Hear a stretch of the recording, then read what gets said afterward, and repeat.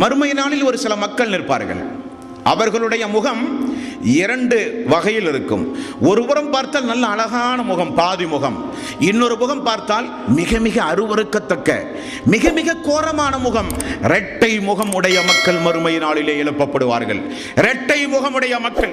வானவர்களிடத்தில் கனவின் பொழுது ரசூலுல்லாஹி ஸல்லல்லாஹு அலைஹி வஸல்லம் பார்த்த சம்பவத்தினுடைய அதிபயங்கரமான காட்சி இந்த காட்சி.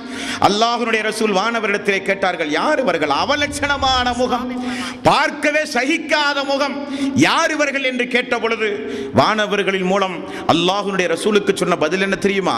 இவர்கள் நன்மையோடு தீமையும் கலந்து கலந்து செய்கிற மக்கள். தொழுவார்கள், அநியாயம் செய்வார்கள், நோன்பு வைப்பார்கள், எல்லா ஹராமான காரியத்தையும் செய்வார்கள், நன்மையையும் தீமையையும் சரிசமமாக செய்த மக்கள்.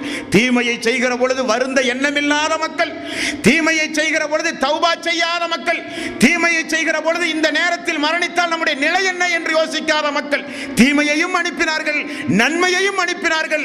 அது மறுமை நாளில் அவனுடைய உடல் அமைப்பு முறையை மாற்றி அமைத்தது. உடல் அமைப்பு முறையை மாற்றி அமைத்தது. ஒருபுறம் அவர்களுக்கு அசிங்கமான தோற்றம், ஒருபுறம் அவர்களுக்கு லட்சணமான நல்ல அழகான ஒரு தோற்றம். இப்படிப்பட்ட ஒரு தோற்றம்